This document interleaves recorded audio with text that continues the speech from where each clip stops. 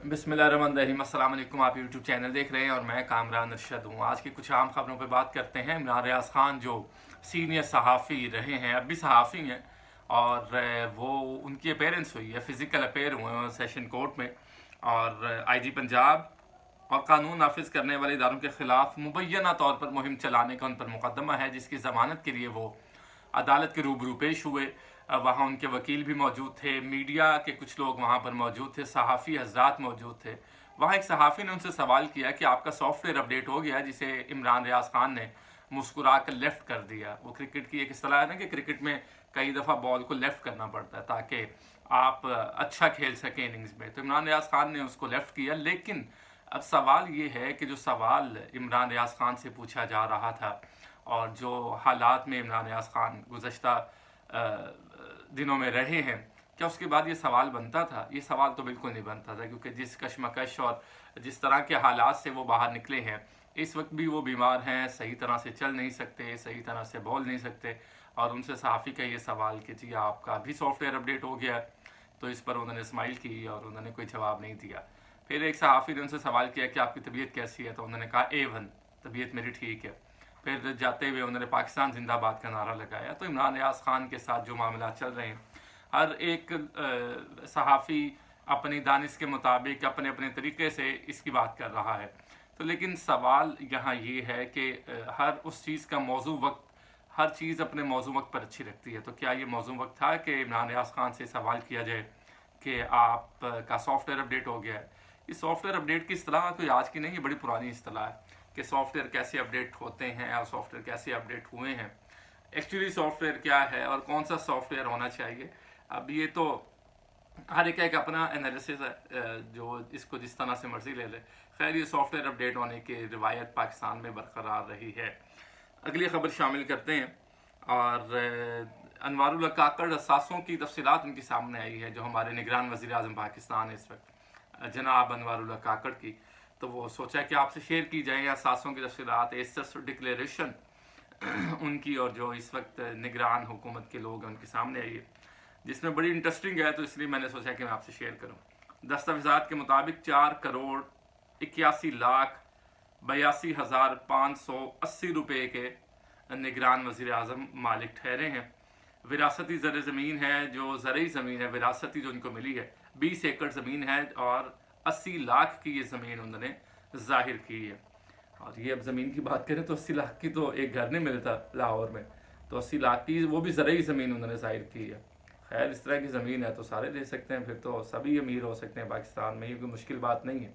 लेकिन सवाल ये है कि हमारे यहाँ ये जो अशराफिया है, जब भी अपने एसेट्स को डिक्लेयर करते हैं, एसेट्स डिक्लेरेशन जब होती है, तो ये इसका मेयार क्या होता है, किस वैल्यू के मुताबिक ये वहाँ पर जमा कराते हैं, और फिर मामला कागजात जमा भी हो जाते हैं, रिजेक्शन भी नहीं आता।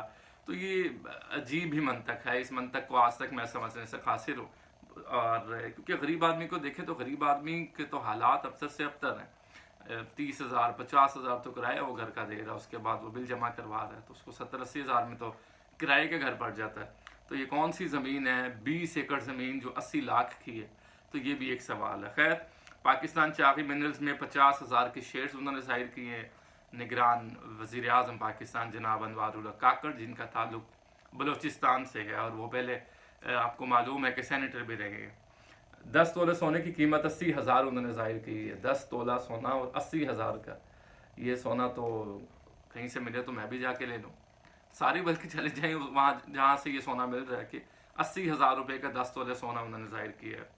2 बैंक्स में 2 करोड़ 20 लाख से शायद की अमाउंट उनकी मौजूद है। घर के फर्नीचर की मालियत उन्होंने 4 लाख रुपए जाहिर की है।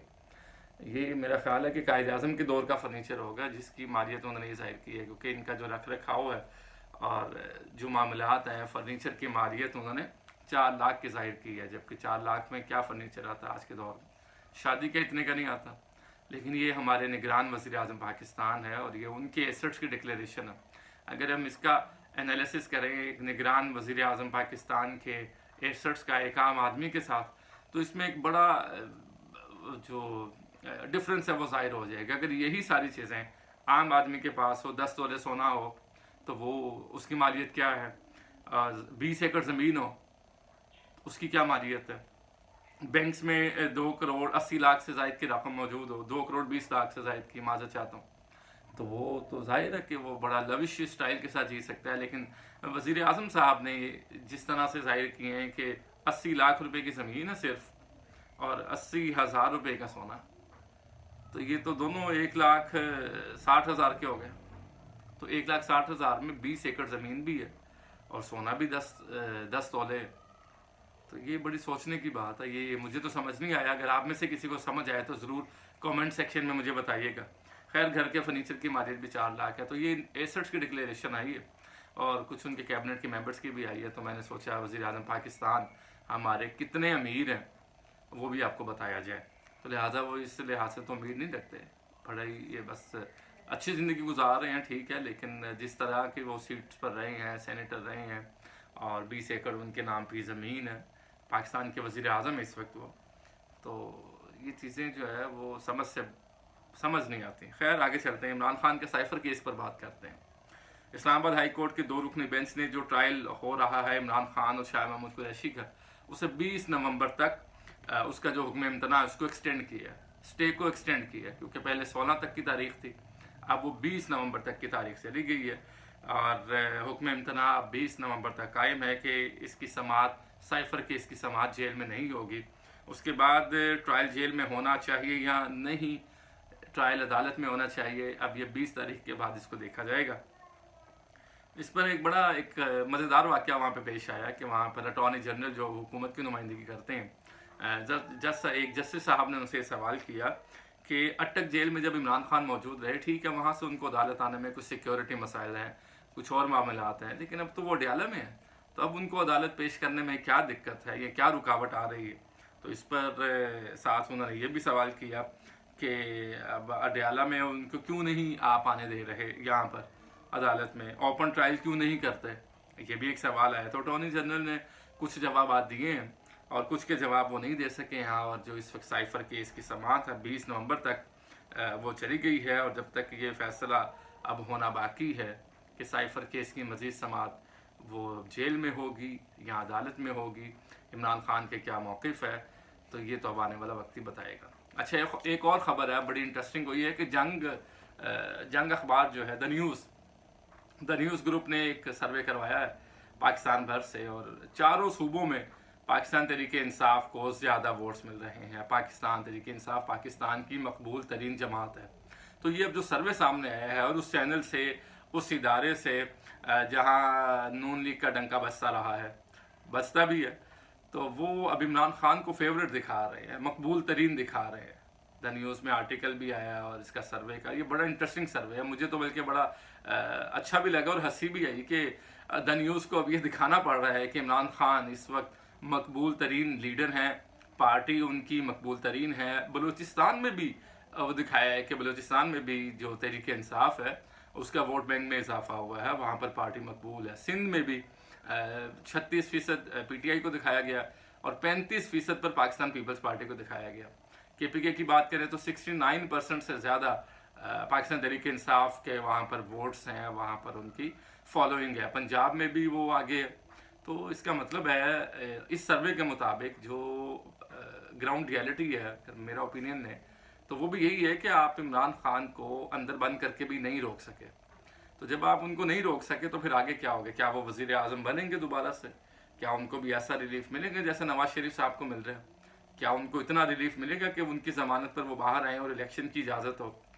तो ये सारा कुछ होकर या ये सारा कुछ करके भी इमरान खान तो स्टिल मकबूल है।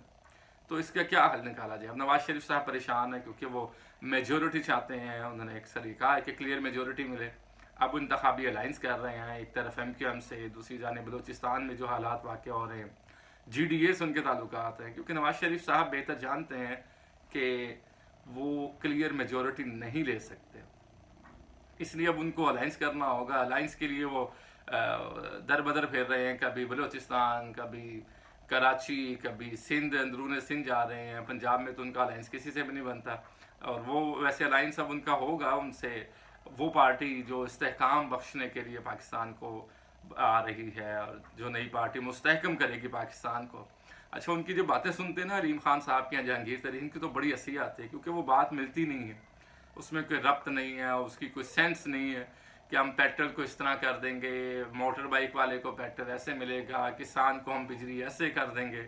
और ये बातें अलीम खान साहब कर रहे हैं जो खुद हुकूमतों का हिस्सा रहे। उनको पता है कि ये सारी लफाजी है, लफाजी के अलावा कुछ नहीं है।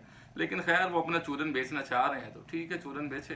तो ये अलाइंस इनके साथ भी, इस्तेहकाम पाकिस्तान पार्टी के साथ नवाज शरीफ साहब, मुझे मेरे ओपिनियन के मुताबिक इनसे भी अलाइंस होगा, सीट एडजस्टमेंट होगी और उसके बाद वो इलेक्शन लड़ेंगे। और अंदों में काना राजा इमरान खान साहब को स्पेस नहीं मिलेगी। जब इमरान खान को स्पेस नहीं मिलेगी तो वज़ीर आज़म चौथी मरतबा नवाज शरीफ होंगे। जब नवाज शरीफ वज़ीर आज़म बनेंगे तो फिर पाकिस्तान में सब कुछ ठीक हो जाएगा। शहद की, दूध की नहरें हर तरफ बिखरी नजर आएंगी। लोग नौकरियों के लिए, नौकरियों की वैकेंसीज वहाँ पे लिखी होंगी लेकिन नौकरी लेने वाले लोग नहीं होंगे। और अमन व अमान होगा। पुलिस ऐसी होगी कि जैसे हमारी मुहाफिज होती है। और सारा जो सिस्टम है रेवेन्यू का वो सारा डिजिटलाइज हो जाएगा। तो नवाज शरीफ साहब एशियन टाइगर बना देंगे। हम IMF से डील नहीं करेंगे, हमें लोन लेने की ज़रूरत नहीं पड़ेगी, हम भीख नहीं मांगेंगे और पाकिस्तान को नवाज शरीफ साहब इन मुश्किलात से निकाल कर आगे ले जाएंगे। जब पाकिस्तान आगे नहीं जाएगा तो नवाज शरीफ साहब फिर आगे लंदन की जानिब चले जाएंगे। तो ये इनका खासा रहा है, कोई ना कोई डील इनको मिलती रही है। खैर, इस पर बहुत सी बात की जा सकती है लेकिन अब तक के लिए इतना ही। मज़ीद नई वीडियोज़ के लिए आप YouTube चैनल विज़िट कीजिएगा, सब्सक्राइब भी कीजिएगा और अपने कीमती राय से आगाह भी कीजिएगा। मुझे अब दीजिएगा इजाज़त। अल्लाह ने के बाद।